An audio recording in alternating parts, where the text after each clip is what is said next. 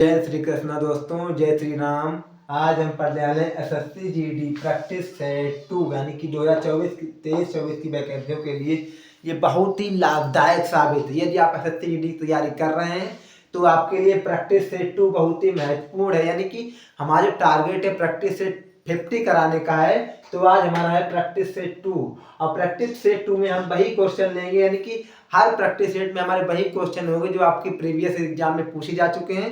यदि आपका कोई दोस्त एसएससी जीडी की तैयारी कर रहा है तो वहां तक वीडियो शेयर करना है। यदि आपका कोई रिश्तेदार हो, दोस्त हो, कुछ भी हो, वहां तक आपको वीडियो शेयर करना है, क्योंकि जो प्रैक्टिस सेट है आपका 1 या 2 घंटे का नहीं होने वाला है।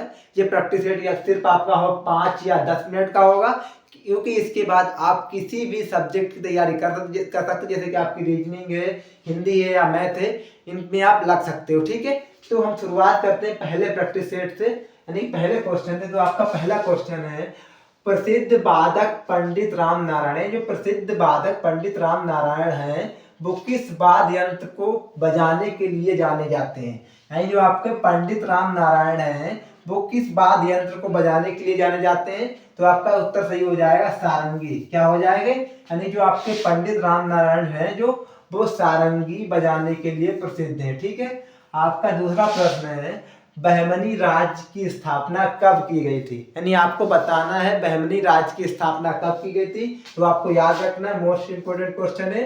तो बहमनी राज्य की स्थापना की गई 1343 ईस्वी में। ठीक, याद रखना, बहमनी राज्य की स्थापना की गई थी 1343 ईस्वी में। ठीक है, आपका अगला प्रश्न है, भारत ने पहली बार विश्व कप कब जीता था? यानी आपको बताना है भारत में पहली बार विश्व कप कब जीता था। तो भारत ने पहली बार विश्व कप जीता था 25 जून 1983 ईस्वी को। ठीक है, भारत ने जो विश्व कप जीता था कब जीता था? 25 जून 1983 ईस्वी को जीता था, याद रखना। ठीक है, आपका अगला प्रश्न है, पुंथडू किस राज्य का नववर्ष है? यानी पुंथडू जो है किस राज्य का नववर्ष है? यानी कि नववर्ष है, तो ये आपका सही उत्तर हो जाएगा तमिलनाडु का नववर्ष है। ठीक है, जो पुंथडू है आपका तमिलनाडु का नववर्ष है। आपका अगला प्रश्न है, सत्य शोधक समाज की स्थापना कब हुई थी? यानी आपको बताना है सत्य शोधक समाज की स्थापना कब हुई थी। तो आपका सही उत्तर हो जाएगा 1873 ईस्वी में सत्य शोधक समाज की स्थापना की गई है। आपको यहाँ पे एक प्रश्न बताना है कि किसने की थी। ठीक है, आपको कमेंट करके बताना है किसने की थी सत्य शोधक समाज की स्थापना। ठीक है, आपका अगला प्रश्न है, वाइज एंड अदरवाइज किसकी पुस्तक है? आपको बताना है वाइज एंड अदरवाइज किसकी पुस्तक है। तो है सुधा मूर्ति की। किसकी है? सुधा मूर्ति की पुस्तक का नाम है वाइज एंड अदरवाइज। आपका अगला प्रश्न है, उस्ताद बड़े गुलाम यानी उस्ताद बड़े गुलाम अली खान को किस नाम से जाना जाता है? जो आपके उस्ताद बड़े गुलाम अली खान को किस नाम से जाना जाता है? तो आपका सही उत्तर हो जाएगा 20वीं सदी के तानसेन। तानसेन 20वीं सदी के तानसेन के नाम से जाना जाता है कथक से। आपका अगला प्रश्न है, पद्म भूषण कुमुदिनी लाखिया किस नृत्य से संबंध रखती हैं? यानी जो आपके कुमुदिनी लाखियां हैं, इन्होंने पद्म भूषण भी जीता है, तो ये किस नृत्य से संबंध रखती हैं? तो ये रखती हैं कथक नृत्य से संबंध रखती हैं। ठीक है, आपका अगला प्रश्न है, बराक ओबामा है। जो आपके बराक ओबामा है, इनकी आत्मकथा का क्या नाम है? इनकी जो आत्मकथा उसका क्या नाम है?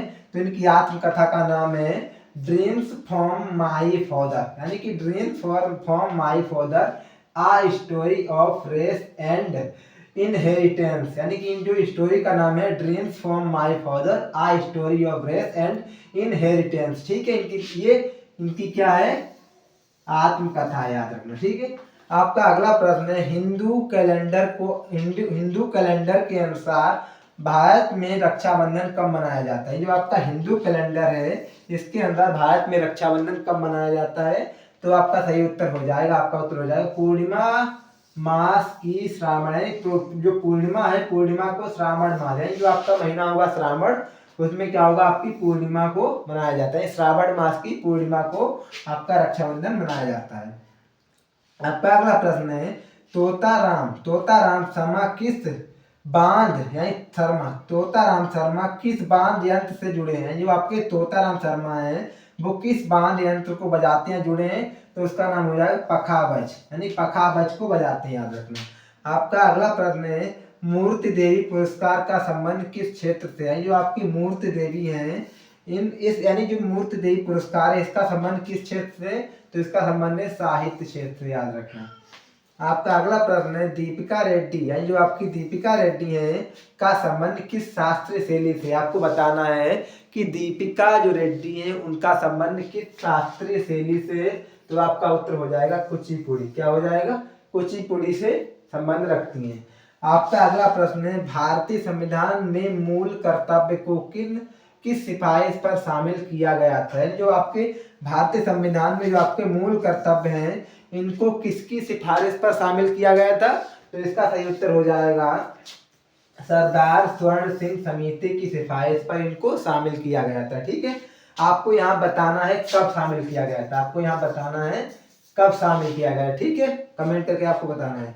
आपका अगला प्रश्न है, मौस्की शिलालेख वर्तमान में किस राज्य में स्थित? जो आपका मौस्की शिलालेख है ये वर्तमान में किस राज्य में स्थित है? तो ये स्थित है आपका कर्नाटक में। यानी जो आपका मौस्की शिलालेख है वो आपका कर्नाटक में स्थित है। आपको यहाँ बताना है ये शिलालेख किसका है। आपको बताना है यहाँ पे जो शिलालेख है यानी किस राजा का है। ठीक है, आपको बताना है। आपका अगला प्रश्न है, तुगलक वंश की स्थापना कब हुई थी? यानी तुगलक जो वंश था इसकी स्थापना कब हुई थी?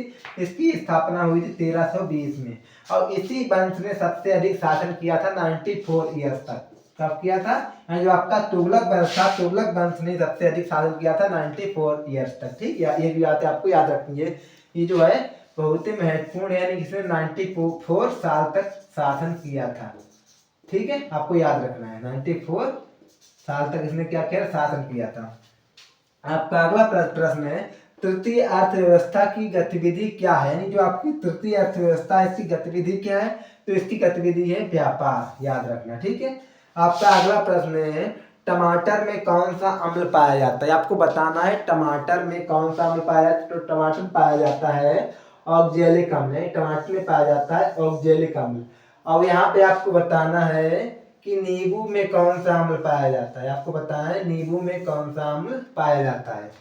आपका अगला प्रश्न है, कौन सा रोग कवक के कारण होता है? तो आपको बताना है कौन सा रोग कवक के कारण होता है। तो आपका उत्तर हो जाएगा दाद। जो दाद होता है वो कवक के कारण होता है। ठीक है, आपका लास्ट क्वेश्चन है, हाल ही में अंतरराष्ट्रीय क्रिकेट में सबसे ज्यादा छक्के लगाने वाले कौन से खिलाड़ी बने? जो कि हमारे भारतीय हैं, तो उनका नाम है रोहित शर्मा। सबके फेवरेट है। ठीक है, याद रखना रोहित शर्मा जो है सबके फेवरेट है। तो याद रखना हाल ही में यानी अंतरराष्ट्रीय क्रिकेट में सबसे ज्यादा छक्के किसने लगाए हैं? रोहित शर्मा ने लगाए हैं। तो आई होप आपको क्लास अच्छी लगी हुई। यदि आपको क्लास अच्छी लगी तो क्लास को लाइक करना है, हमारे चैनल को सब्सक्राइब करना है।